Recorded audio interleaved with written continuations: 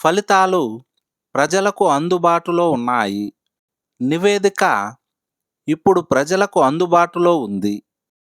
ఎంపికైన అభ్యర్థుల జాబితా ప్రజలకు అందుబాటులో ఉంది.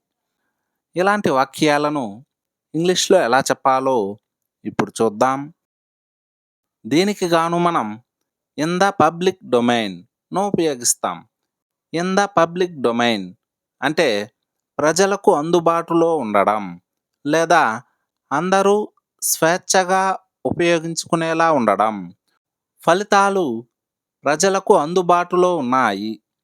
ఫలితాలు ప్రజలకు అందుబాటులో ఉన్నాయి. The results are in the public domain. The results are in the public domain. నివేదిక ఇప్పుడు ప్రజలకు అందుబాటులో ఉంది. నివేదిక ఇప్పుడు ప్రజలకు అందుబాటులో ఉంది. The report is now in the public domain. The report is now in the public domain. Case వివరాలు ప్రజలకు అందుబాటులో ఉన్నాయి. కేసు వివరాలు ప్రజలకు అందుబాటులో ఉన్నాయి.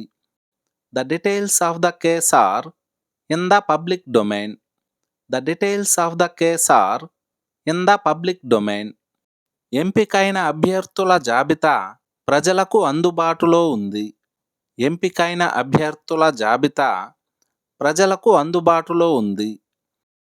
The list of selected candidates is in the public domain.